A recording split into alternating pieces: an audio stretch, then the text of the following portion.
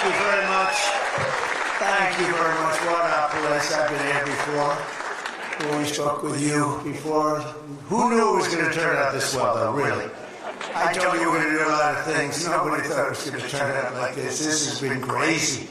But it's a true honor to be back at the Detroit Economic Club with the businessmen and women who are really the economic engine of America. That's what you are. You've become more of that since I've been in, a lot more. Factories and plants were going to close, and now they're going 24 hours. I just got Bill Ford, who's running his plant, 150 plant, 24 hours a day, round the clock. It wasn't running that way two years ago, I can tell you. But it's the complex that Ford Motor Company so cherishes. It was a pleasure to see that the crown jewel of Detroit auto industry is what they call it, is still going after 100 years. Can you imagine over 100 years? I especially want to thank the president of the Detroit Economic Club, Steve Lorian. Where's Steve? Steve? Where's Steve? Hi, Steve. Nice looking man. Nice looking guy. And board chair Sandy Pierce. Thank you very much, Sandy. Thank you very much. And we have some very special people here. We have a man who's doing a fantastic job. I get angry at him every once in a while, but very, very seldom, because he's got what it takes. Treasury Secretary Scott Bessent. Scott? Hi, Scott. Hi, Scott. What a good guy. He's got a good pulse, doesn't he? Good pulse of what's going on. Thank you, Scott. He's been great. Michigan House Speaker Matt Hall. Hi, Matt. We did good in Michigan, Matt. We won the whole thing in Michigan, didn't we? 3 times we won. You know that, right? They didn't give us credit the second time, but we won the second time. But we made the last one, Matt, too big to rig. Right? That's what you got. That's the only way you win races in many cases. I got to tell you, it's too bad. I think they should get voter ID. Wouldn't it be nice? The Democrats are totally against voter ID. Who's against voter ID? How can you even campaign? We are against voter ID. How do you not get voter ID? You know what it means, Matt, right? When you're against voter ID, you want to cheat. So there's only one reason you want to cheat, and they do cheat. It's terrible. Michigan Senate Republican leader Eric Nesbitt. Thank you, Eric. Thank you. Look good, Eric. State Senator Jim Ronstadt. Jim, thank you. Thank you. Thank you, Jim. Former Congressman Mike Rogers, who's running for the Senate, and he'll be a great senator. And he's going to be a great senator. He was a great congressman, and then he left and went on to very big things. He did well no matter where he was, and I think they took that away from you last time, I'll be honest with you, Mike. I really do. Don't like to get things going. I don't like to be controversial at all. But they rigged the election on you. Mine was too big to rig. You won, I'm telling you, you won, but you're going to do great this time. He's a great guy, actually. He's to be an amazing senator. Thank you for being here, Jim. Special envoy to Iraq, Mark Savaya. Mark. Hi, Mark. Thank you. Great job you've done. This guy, he negotiates better than anybody around. Thank you. You need it. With Iraq, you need it. You need to be a good negotiator, Mark. I also want to thank Michigan's great congressional delegation. They're amazing. That's been back in Washington due to a very important vote that's coming up. They had a choice. Sir, we want to be with you, but if we're not with you, we're going to lose. But we'll still be with you. I said, no, I'd rather have you win. Don't worry about it. So we're going to win the vote. Representatives Lisa McClain, Jack Bergman, John Molinar, Bill Heisinger, Tim Walberg, John James, and Tom Barrett. They're great people, every one of them. And as many of you remember, I came here at the height of the 2024 campaign to lay out my plan to bring jobs and factories and wealth racing back to the United States and coming back to the great state of Michigan. And just a few weeks later, the people of this state and the voters all across the country endorsed that vision in a landslide victory. We won everything. We won all 7 swing states. We won the Electoral College 312 to 226. We won the popular vote by millions and millions of... Oh, it's so nice to win the popular vote. I won the popular vote all 3 times, too, but we're not going to get into that. But the first time they said I didn't win the popular vote, but I won the Electoral College. So they always said, while he didn't win, this is the way I got introduced every time. While he didn't win the popular vote, he won the Electoral College, you know. So this is the way I was introduced for 4 years. And guess what? We said, I'm going back, we're going to win and we won the popular vote by a lot. So they can't say that crap anymore. And the thing that was most impressive, we won 86% of all counties in America, 2,700 to 525. Think of that, 2,700 to 525. And that's why when you look at the maps on Republican, Democrat, with red being Republican, as most of you know by now, I think, every once in a while you see one where they have it reversed. I said, why we do that? Well, we think it looks better. I said, look, red is Republican. Let's not try and change the voters' minds on things. Just do it that way. And the map was virtually all right. That was about the counties. That was the 2,700 to 505, 550, I think is the exact number. Most importantly, we won a historic mandate to make America great again. And that's what we're doing. We're making America great again like never before. And now, after less than 12 months in office, this is the easiest speech to make. I have great people, and all I'm doing is spewing off what the hell we've done. Even Venezuela wasn't too bad, was it, huh?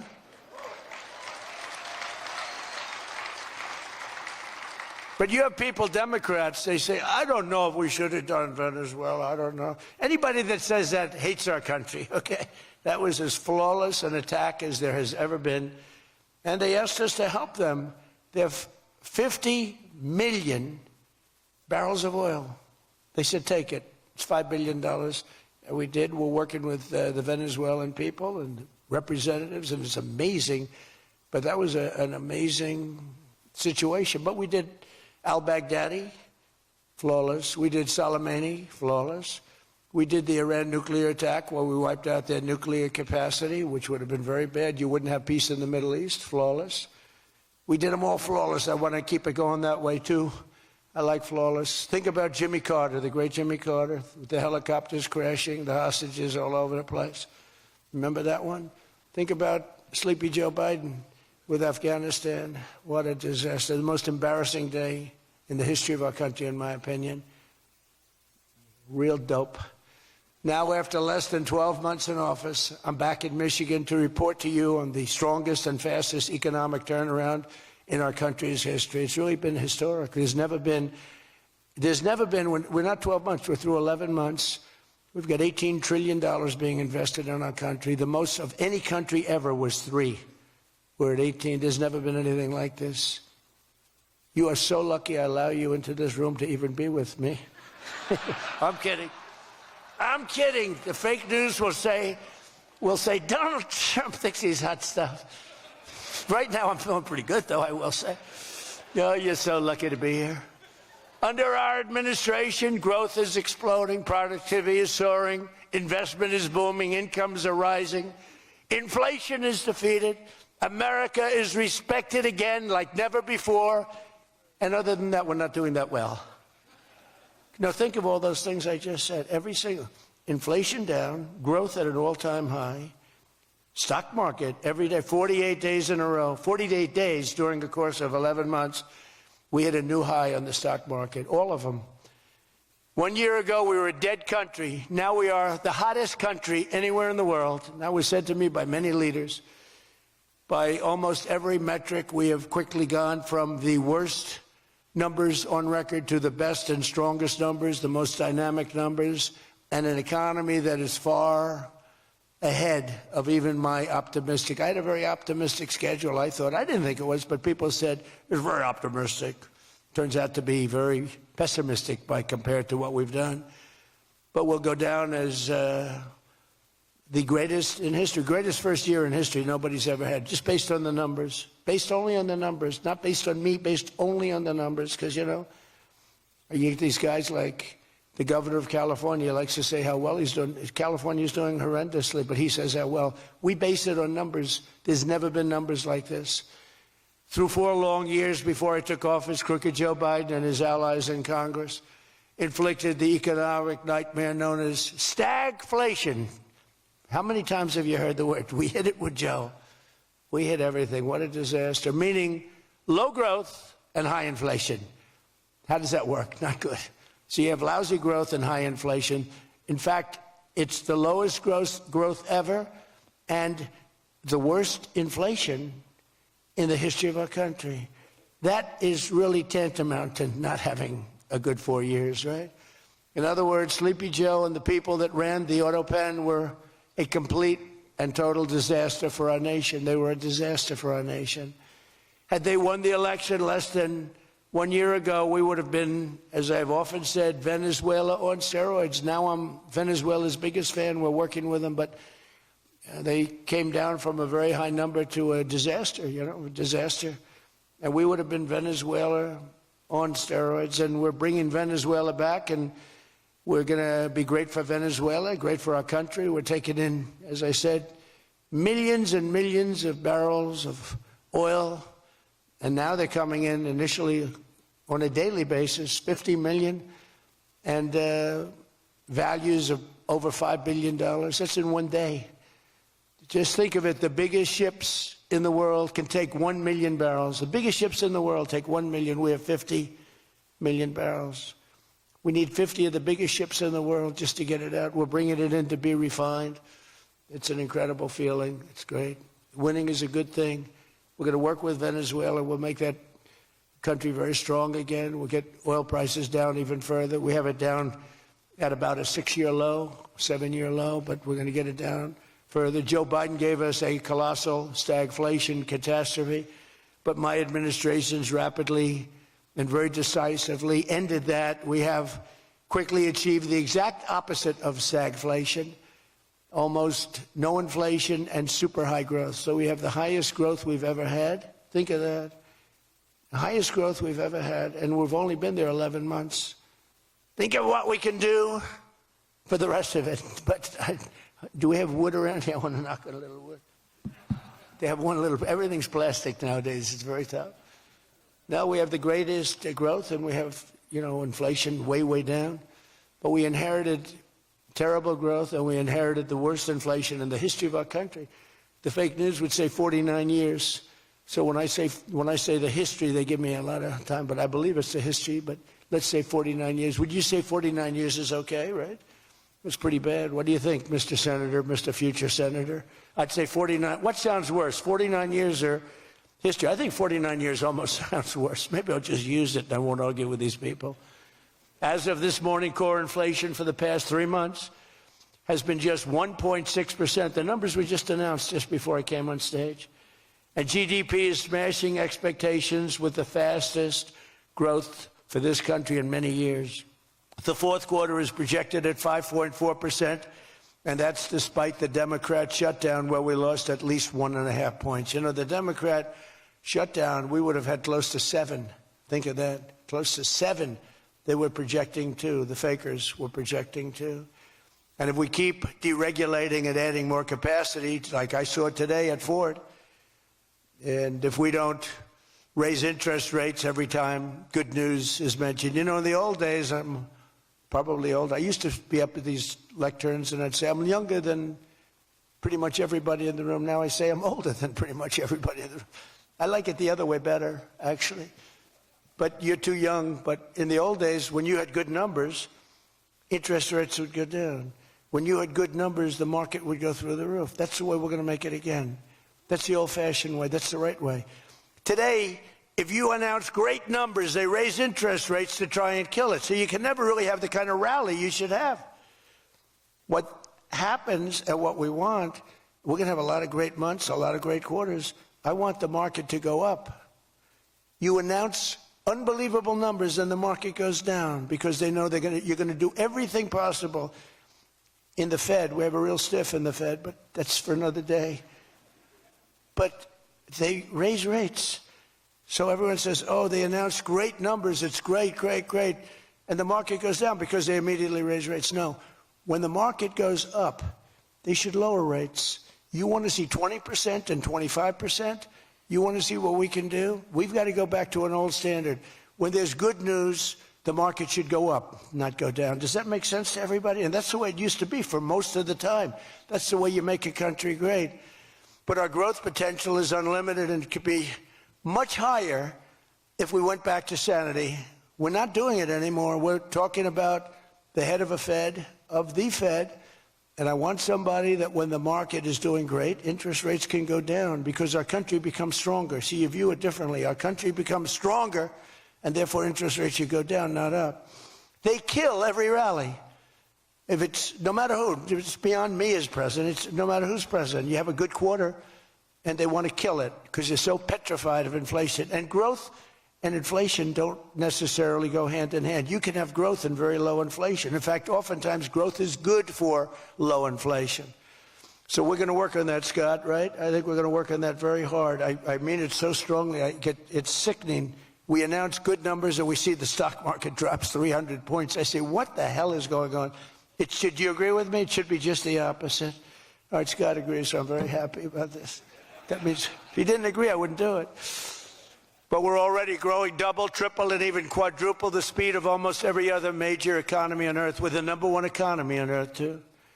And the results are in, and the Trump economic boom is officially begun. It's really begun almost from the beginning. It almost begun, if you look at it, really from November 5th.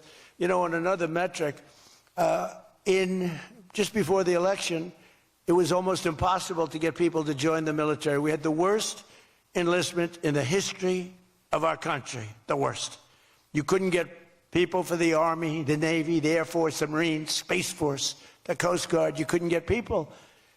And since right after the election, but especially since after January 20th when we took office, we have now the strongest enlistment we've ever had in the history of our country. We've never enlisted people so quickly, so easily. And we enlist by merit now. You know, we won a Supreme Court case that said you hire by merit. You go to college now by merit. Everything's by merit. Our country became great because of merit. And we have done some job. But think of it, a year and a half ago, we had the worst enlistment in history, and now we have the best enlistment. Things like that don't happen. You might go from the bad enlistment to okay, but you don't go from the worst in history to the best in history. But that's what we've done, every one of them. And that includes police and firefighters. It was very hard to get police. It was very hard to get firefighters, and now everybody wants those jobs. In 4 years of Biden, they secured less than $1 trillion of new investment in the United States. So 4 years, less than $1 trillion. In less than 1 year, I have secured commitments for over $18 trillion from all over the world, the most ever for any country.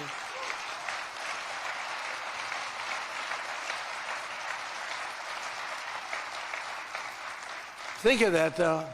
They did, and I'll tell you what, had she won, it would be a disaster because you would have had people leave. You would have not had $1 trillion. You would have had 5 trillion, 10 trillion leaving the country, and your welfare would have doubled. When you look at what's going on in Minnesota, is that a disgrace? Is that a disgrace? But we'll talk about that. Under Biden, we had the highest trade deficit ever recorded, losing more than $1 trillion every single year. How about that? It was killing Michigan, and everywhere else in our country was being absolutely destroyed. But in a matter of months, largely because of tariff income and the election result, we've slashed that gaping trade deficit by, in a short period of time, 62, it just came out, 62%. People are stunned. The fake news back there, look at those cameras rocking and rolling. No, the fake news back there is, they're very upset about it, actually, but they're stunned. They can't believe it. We cut our trade deficit in actually 10 months was when the number came out. We cut it by 62%. It's going to go better than that now. The stock market is now the highest in history since the election. We've set all of those records, and I think an all-time record that's so important to me because so many people have them is boosting 401ks and retirement accounts for millions and millions of Americans, people that are in the police departments, the fire departments, people that are construction workers. A policeman came up to me recently, a nice guy guarding me. He's a perfect guy to guard me. He was a massive guy, big, strong guy. He said, "Sir, you made me look so good in front of my wife. My wife thought I was a horrible investor because every time I invested, we lost money. And we have a 401k, and I'm up like 85%. She thinks I'm Warren Buffett. She thinks I'm brilliant. She's now calling me brilliant. It makes my life much easier. I love my wife much more now. She calls me brilliant every time. I said, don't worry, you're going to do even better for the next 3 years. But one of the biggest reasons for this unbelievable success has been our historic use of tariffs. There was the tariff that made America strong and powerful in past generations, and then we got off it and we went to the income tax system. Great going, fellas. You know, we were the strongest in 1887, relatively speaking.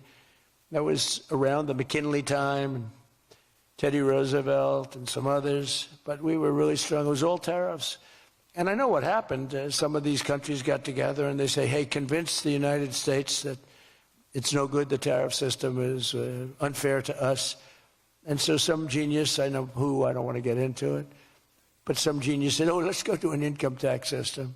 So instead of foreign companies and countries paying everything, the people started paying. And then after that, you had a depression, but that was a long time. That was in like 1913, you had the tariff switched into income tax. And then in and they like to blame tariffs. You ever notice they blame tariffs? No, they brought tariffs back in 1932. They brought them back to try and save the sucker.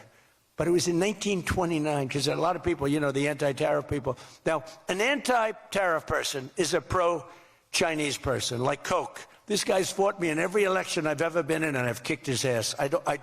He inherited a lot of money, and I don't know the gentleman. But he fights me, and then he goes out and says, I made more money with Trump than I ever made in my life. And then he supports these other people that were total losers. Gives them a lot of money, but he made more money. Everybody makes money with me. I always made money for people. And now it's tariffs that are making money for Michigan, and the entire country is stronger and safer and richer than ever before outside of that period of time. Now, if they had what was called the Great Tariff Act of 1887 or something like that, and it was a great group of people like yourselves. They picked really smart people to sit on a committee. They had so much money, they didn't know what to do with it, and they wanted to have the money given away. You know, we built the Panama Canal out of tariffs. We did a lot of things. Panama Canal was the single biggest investment, relatively speaking, that this country's ever made. Would be the equivalent of trillions of dollars today. And Jimmy Carter gave it away for $1. It was also the most profitable thing ever built. Thing. In other words, like buildings or casinos or anything, the most profitable thing ever built was the Panama Canal. And brilliantly, Jimmy Carter thought the country of Panama should have it, even though we lost 36,000 people to the mosquito. You know that, right? To the mosquito and a certain snake, which was not a very nice reptile. This was a brutal reptile. You got bit, it was over. It was just like, you know, and the snake. And he gave it away for $1. Well, at least we got $1. That's better than most of those guys do. We got $1 for that. Most expensive thing ever built, most profitable thing ever built, too. Makes so much money. Every prediction the critics made about our tariff policy has failed to materialize. The evidence shows overwhelmingly that the tariffs are not paid by American consumers, that they're paid by foreign nations and middlemen. And Scott went over that with us before, and they're paid by middlemen. They raise the thing. Countries get involved. They pay them because otherwise they won't have companies. They won't be viable. And we're the big beneficiary. Once again, the so-called experts were 100% wrong, and Trump was right. People of Michigan were 100% right. You elected the right guy. If you had the other person, everybody, we wouldn't even be having a meeting today, probably. There'd be no meeting. The economic club would be saying, like, man, we're doing bad. It's going to be awfully tough to get people to show up. This is going to be tough, the chairman. This is going to not be a good day for us. We don't want to have, let's cancel the meeting immediately. The Trump tariffs have delivered us trillions of dollars of new investment, unprecedented new partnerships on minerals, rare earths, defense, and artificial intelligence, and historic levels of foreign military sales. You know, you have the Supreme Court now going to rule on whether or not we can use tariffs. Can you believe this? A case brought about by people that are China-centric, foreign-centric, but China-centric. I wouldn't want it if I was China either. You know, China's one of our biggest taxpayers right now. China, would you ever believe you'd hear that? And they've been great.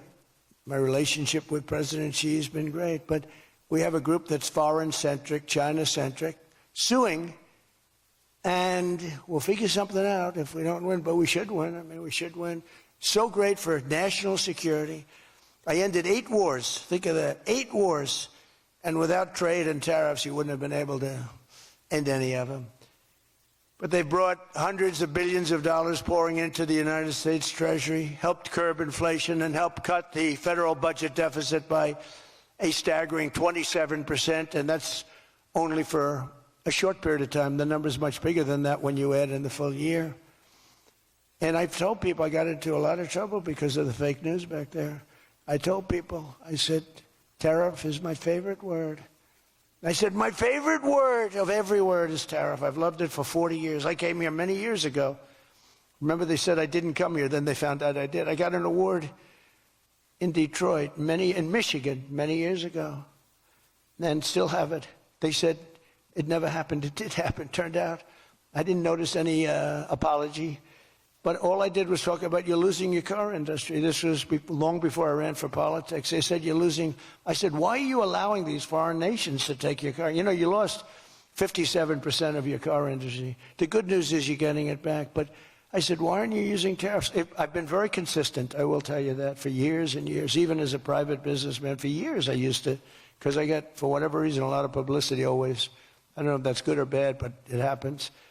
And I talk about the importance. But I said, recently, I said, tariff is my favorite word in the whole dictionary. There's no word. And I took a lot of heat. They said, what about your wife, your children? What about religion and God? What about Jesus? So I said, all right, it's my 5th favorite word. And since then, I've been fine.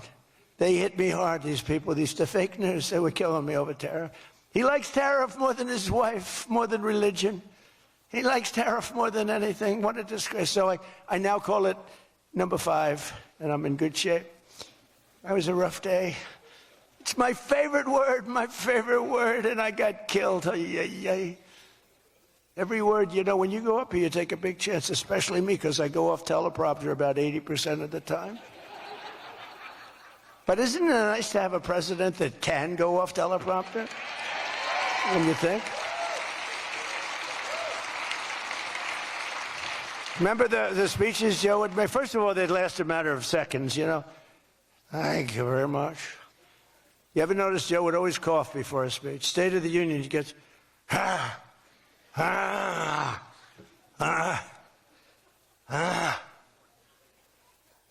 ladies and gentlemen. And then it would be like very short. Although the one time they had him spruced up pretty good, remember, he was high as a kite. He was floating, he was up there way up. That was a bad speech. But, hey, he got through it, you know, he got through it. If you call it getting through, this country was so, can you imagine allowing 25 million people into our country, many of them criminals, many of them murderers? What he did to this country, what they did, because it was the people surrounding that beautiful, resolute desk.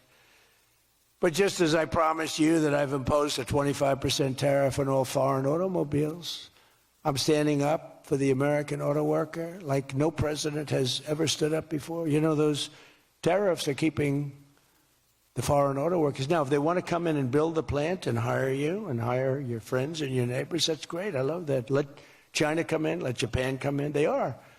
And they'll be building plants, but they're using our labor. U.S. auto factories are now seeing more than $70 billion of new investment. Think of that. They were leaving. They were all going. They were going in the opposite direction. Now they're pouring back. It's the greatest. Nobody's ever seen anything like it. And much of that money is coming right here to the car-making capital of the world, Detroit. You lost, I mean, so many places.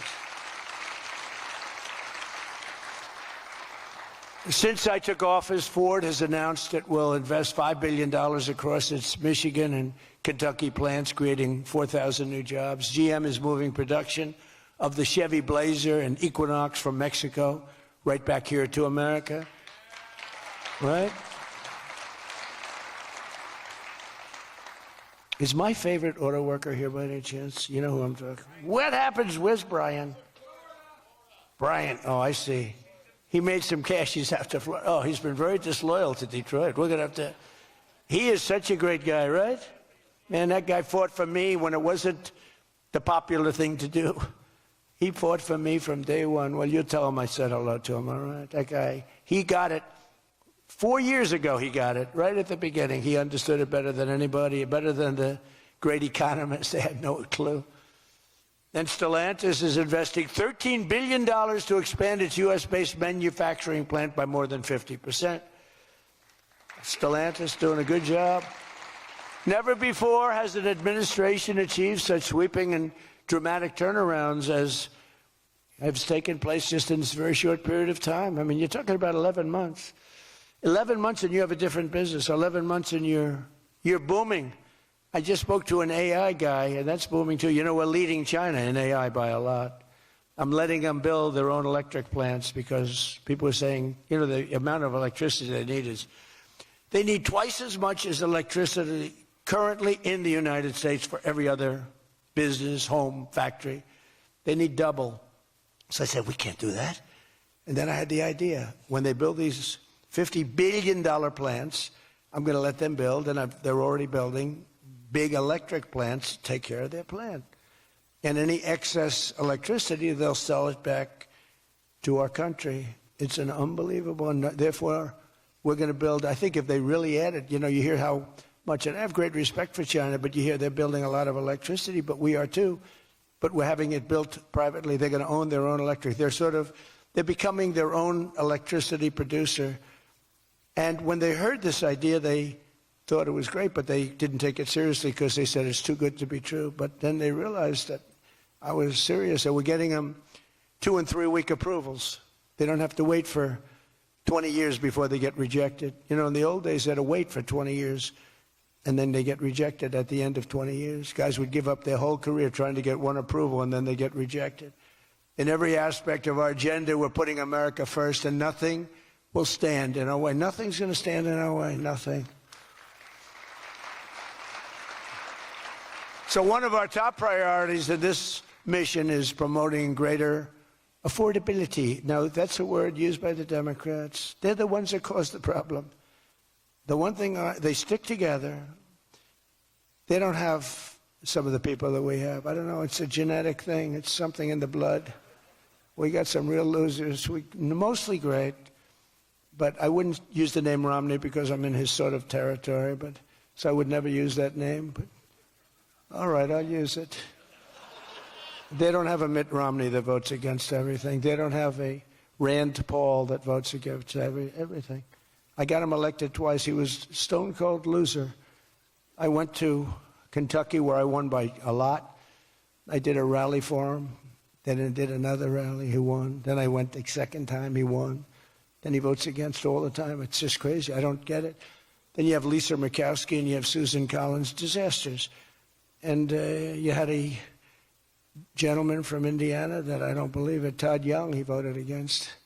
And you'd say, why are you voting against? They can't give you an answer. They're unable to give you an answer. It's like, why are they against the attack on Venezuela? They're against the attack after they found out it was the most successful attack, probably the most talented, most brilliant tactically attack that we've had maybe in 100 years. And they're against it. Why? It's one thing if the attack failed. I'd probably do that too, a change. I'd be in favor. Then if it failed, I'd say, I told them not to do it. That's what they do. But here we have one of the most successful attacks ever, and they find a way to be against it. It's pretty amazing. But it's a shame, and we have some others, but not many. We have a great party, but we have people, the Democrats, whether you like them or not, they stick together like glue. They have horrible policy. Thank God they have horrible policy, because they're smart, they're evil, they're vicious, but they're bad policy. For instance, you could be a genius and try selling men playing in women's sport. You could be a genius, try selling transgender for everybody, open borders, let the world come in, let the world's prison population come into the United States, including all of the murders, 11,888. That's what we're trying to get out of Chicago and Minnesota and these places. So they stick together, which I admire because I'm a very loyal person, but they have horrible policy. Can you imagine if they had good policy? They were on this morning talking to all the reasons that men should be playing in women's sports. They had a football guy there, flag football. This guy was like 6'6". He weighed 290 pounds with zero body fat. And they had a few young women. They were the size of his leg. He wouldn't have had to run. He could have just walked. They couldn't have done a thing about it. 10 of them would have to jump on him that wouldn't have had any impact. I don't think he would have been like a fly. It's so ridiculous. It's so demeaning to women. It's so demeaning. Look at the weightlifting records. I mean, the record got beaten by 112 pounds, a record that stood for 18 years. 1 ounce they'd put on stood for 18 years. Guy comes along who was a poor lifter as a man. He was at the lower portion of the class. Comes along and broke the record by 112 pounds. Think of that. They've fought for years to beat that record. How about the swimming records? I mean, you can go to sleep during the time the man comes in and the woman. You can go take a nap for a little while. How about the long-distance race that took place not so long ago? Long distance, these marathon deals. They had top men, top women. The man came in. The woman came in 5 hours and 14 minutes and 36 seconds behind the man. Think of it. You're waiting. The man comes in. Now you're waiting 5 hours. What do you do if you're the parents? You go home and sleep for a while. Who the hell wants that? It's so demeaning to women and who are great athletes. It's so demeaning to them, and it's right now in the Supreme Court. I can't believe it would even go to the Supreme Court. I mean, could you imagine 20 years ago talking about men playing in women's sports? They'd think you're crazy. Or transgender for everybody. If you said there will be no mutilation on children, that's one of my standard lines. We will not allow the mutilation of a child. Can you imagine having to say that 15 years ago? People would say, is that guy crazy? Of course we won't. But we're living in a different time. It's a crazy time we're living in. After real wages plummeted by $3,000 under Sleepy Joe Biden, real wages are up by $1,300 in less than 1 year under President Trump. For construction workers, wages are up $1,800. Don't forget, they were down $3,000. Factory workers over $2,000, and for many other workers, over $5,000. And I just gave the military, because we're doing so well with taking in so much money with the tariffs, I just gave them $1,776. You saw that, right? Did you see that? They had 75, and I said, you know, if you had $1 more dollar at 1776, they said that was a good idea. We could afford $1 more dollar. We gave them 1776. Meanwhile, grocery prices are starting to go rapidly down. Rent is down. Airfares are down. Hotel rates are down. Cell phone prices are down. And we're just getting started. But more importantly than going down, our growth is through the roof. It's way up. Among my first acts in office was to end the radical left war on oil and gas and stop the crusade to kill American energy, and frankly, to open up cars so that you don't have to have an electric car. I love electric cars. I think they're great. I like Elon a lot. I don't think he was too happy with my policy of opening it up, and I can understand that. But I've been saying it for 4 years. They wanted everybody to have an electric car in a very short period of time. There was no way to build the stations. There was no way to get it done. I want you to have gasoline-powered cars. I want you to have electric. I want you to have hybrids. I want you to have everything. Hydrogen, I don't know about. I'm hearing it's not testing so well. It's fine, except when there's an explosion, you're a goner. Now, have you heard that with hydrogen? One guy is trying to sell hydrogen, and I say, yeah, but, sir, that only happens 1 in 100. Oh, great. When it happens, they find the body like 300 yards down the road. So I said, I'll pass on hydrogen. Maybe there's something I don't know about, but is anybody in the hydrogen car business? Gasoline is now under $2.50 a gallon in 17 states and under $2 in many places. We have some states it's $1.95, $1.99, $1.97. As we speak, these are gas stations, and think of that. We have gas stations in the Detroit area where you can fill up for less than $2.30 a gallon, whereas 2 years ago it was $4.50, and in many places it was way over $5. Think of that, $2.30. You see it. That's like a massive tax cut, which we gave you under the great big beautiful bill, by the way. No tax on tips, no tax on Social Security, no tax on overtime. And with our extremely successful operation in Venezuela earlier this month, that number soon is going to go lower because we're going to have a lot more energy. We're going to have a lot more, as opposed to a country that's going to be totally shut down. No fuel, no gasoline. And it's, you know, they say it's got more than Saudi Arabia. Who knows? It's got a lot. And by the way, to all Iranian patriots, keep protesting, take over your institutions if possible, and save the name of the killers and the abusers that are abusing you. You're being very badly abused. If the numbers are right now, I hear 5 different sets of numbers. I hear numbers, look, 1 death is too much.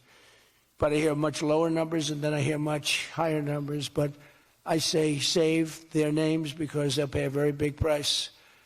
And I've canceled all meetings with the Iranian officials until the senseless killing of protesters stops.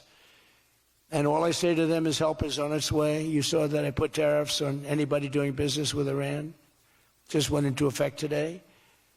And I say make Iran great again. You know, it was a great country until these monsters came in and took it over.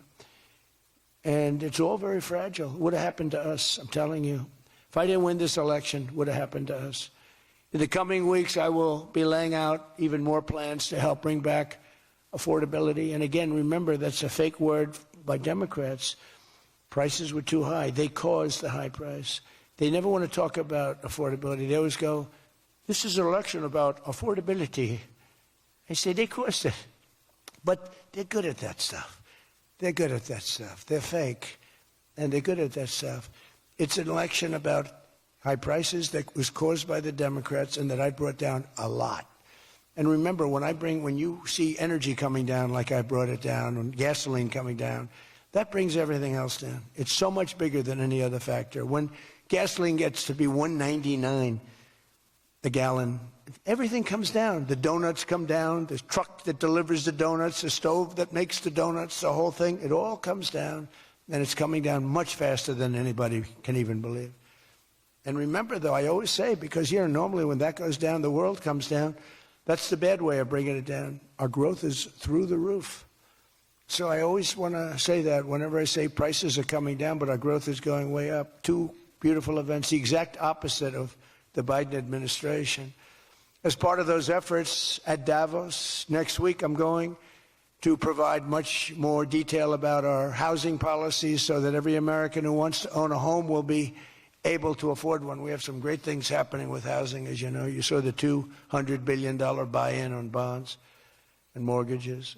This will include a ban on large institutional investors buying up single-family homes all over the country and making it impossible for people to buy a home.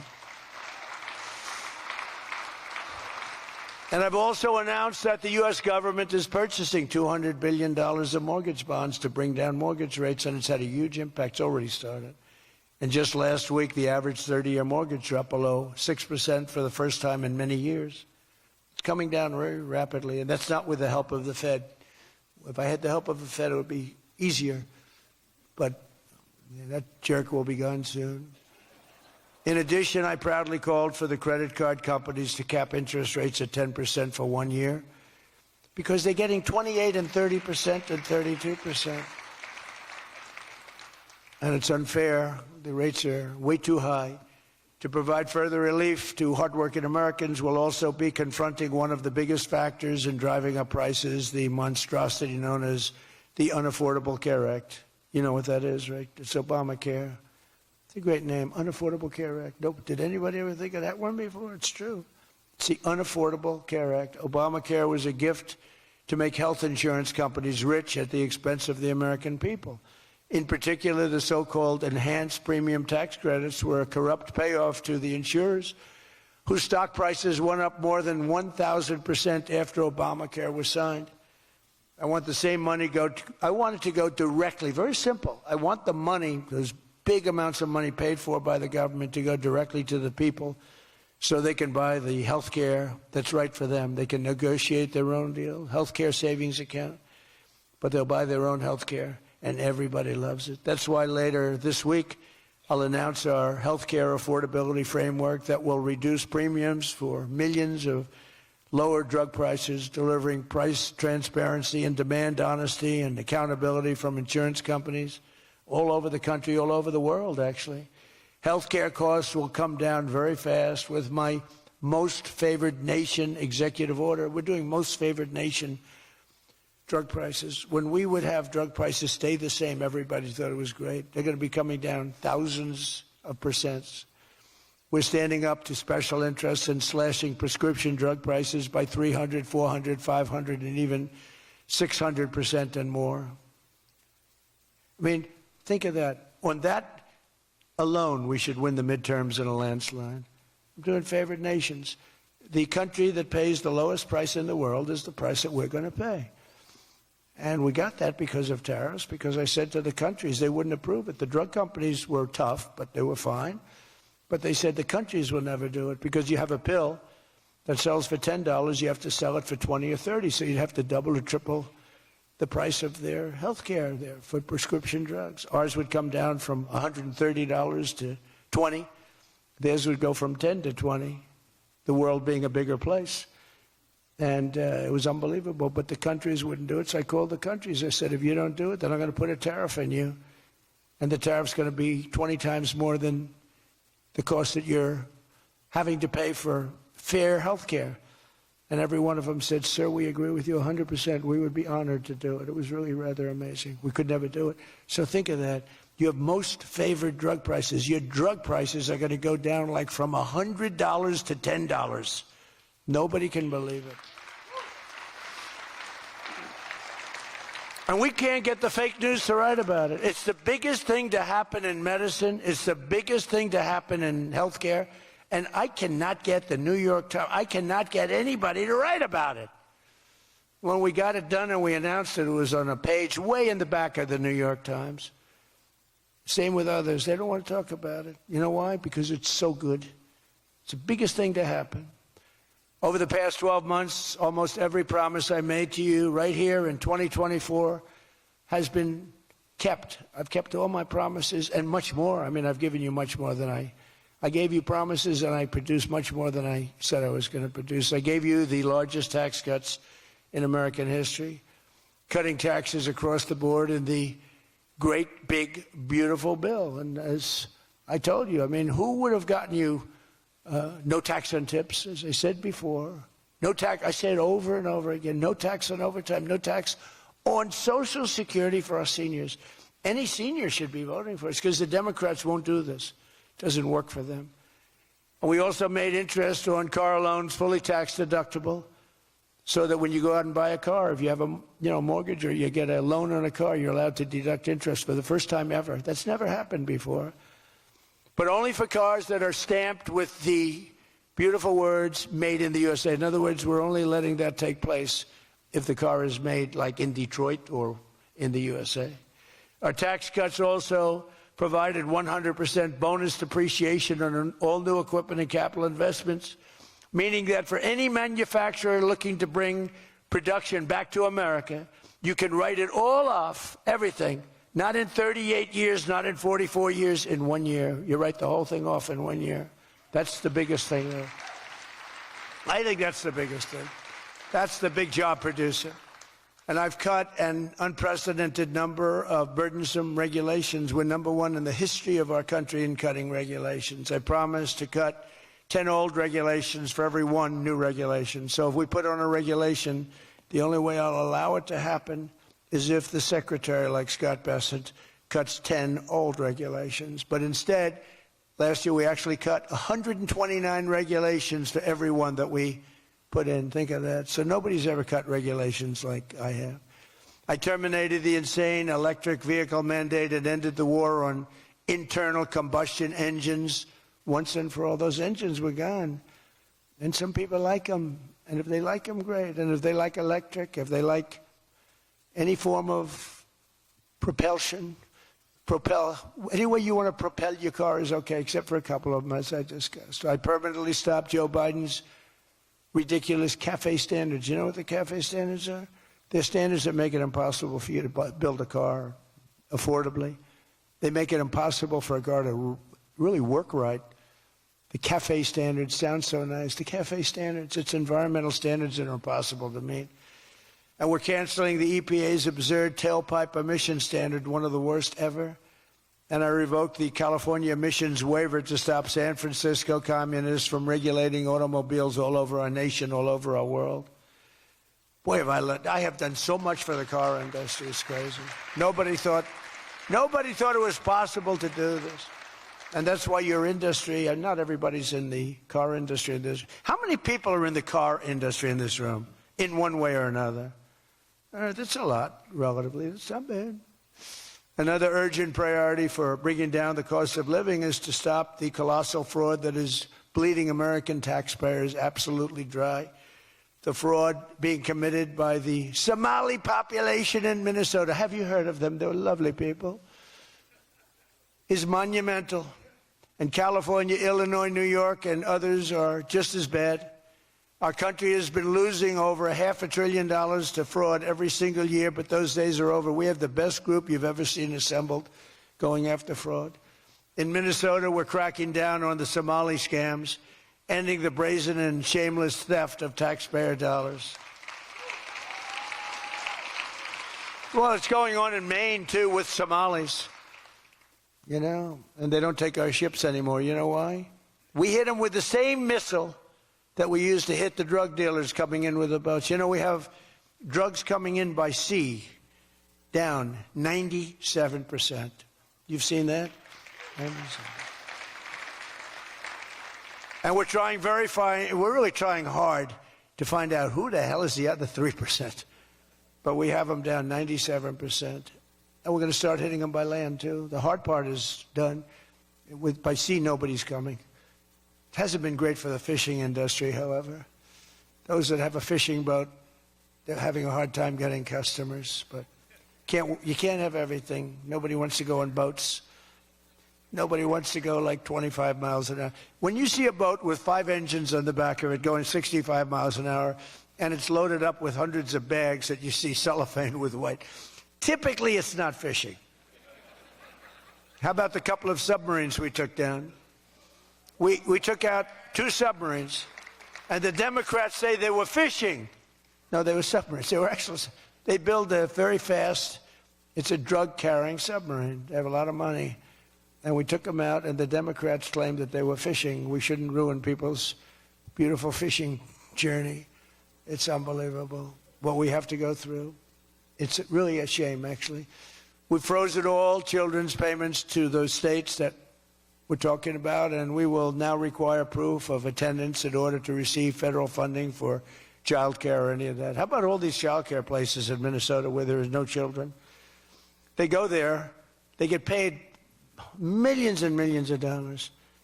The biggest operation in all of Minnesota had no children. And we pay millions of dollars. They're scammers. They're scammers. They always will be. And we're getting them out, and we're not going to pay them. We're not going to pay Minnesota. Right, Scott? We're not paying Minnesota any more money for any of that crap. It's a big scam. It's a giant scam run by an incompetent, crooked governor. He's an incompetent, crooked guy. And also we're freezing any and all welfare payments going to illegal immigrants that will start effective immediately. So when illegals come into California, Gavin Newsom, they come into California, and they send us bills for people coming in. We're not paying it. So we're working on that very strongly. Just don't pay it. As Nancy Reagan would say, just say no. You remember Nancy Reagan? Just say no to drugs. It's a little more difficult than that, I guess, right? But just say no. Additionally, from this moment forward, if you're on public assistance like almost all Somalis are, did you see where 94% of them are on public assistance? You can't wire money out of the country back to your bank account from where you came. But more importantly, we probably aren't even going to give them the money anymore, the money going to them, because of the tremendous abuse and probably illegality being perpetrated on our country. We're not going to give them the money. We're not giving them the money.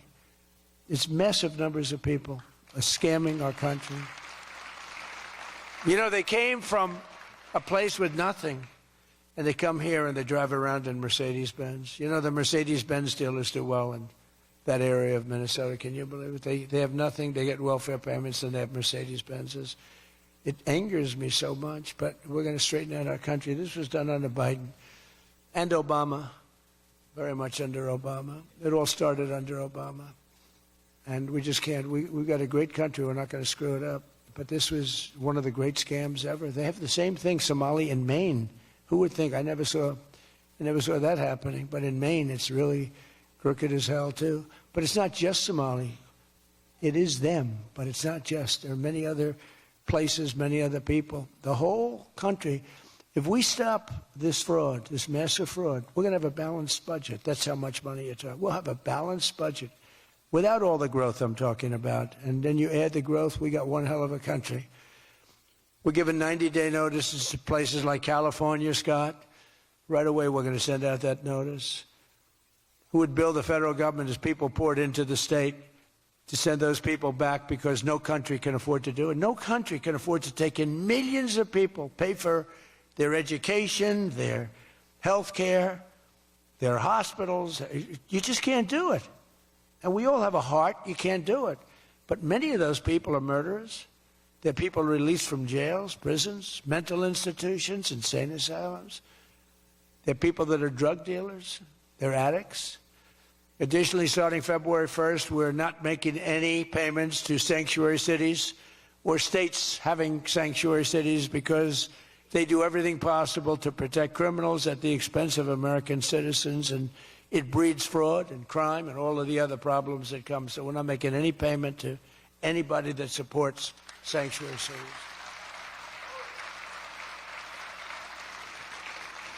We have also suspended nearly 8,000 SBA loans, Small Business Association loans, to suspected scammers in Minnesota, of which there are many. It's a great state. It was a great state. Now it's getting destroyed by that stupid governor. What a stupid guy he is. But he's a crook. I mean, he's an incompetent guy, but he's a crook. He allowed this to go. You can't have corruption on a scale that nobody's ever seen before, and you're sitting as a governor and you don't know what's going on. It's impossible, even though he's a stupid guy. We're investigating large-scale visa fraud, and the Department of Justice has already charged nearly 100 people in criminal conspiracies in Minnesota. They're all over the place. Last week we announced that I'm creating a brand-new division at the Department of Justice, a legal strike force led by a really tough, smart new Attorney General for fraud. He's a fantastic young guy. He's so impassioned to do this properly. We intend to imprison any fraudster, politician, or public official involved in these sick plots to loot and pillage our country. Think of that Ilan Omar. She lives in Somalia.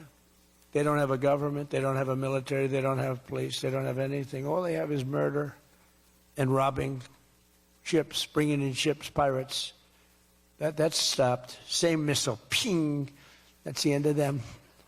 It's amazing how that can stop corruption. Those missiles, they never miss, you know. The same one, exactly the same one. But think of it. She comes from a country with nothing, and she comes here and she tells us about our Constitution. I have a constitutional right to rip off the country. I guess she's a total scam artist. Anybody knows it. How do you let her get away with it? AOC +3. She was one of the three. They're all scammers. They're so bad for our country. They're so bad for our country. Our ICE operation in Minnesota, for example, is finding hundreds of killers, violent predators, and child rapists, some of the worst criminal offenders anywhere in the world, murderers all over the place. All we want to do is get them out. Did you see the pictures that we put up? Hundreds of them. Murderers wanted for murder, wanted for the worst drug selling. One of them is one of the biggest drug dealers in the world. And vicious, sells bad drugs too. Bad drugs, like if you take a tiny little morsel, your child is dead. And we're getting them.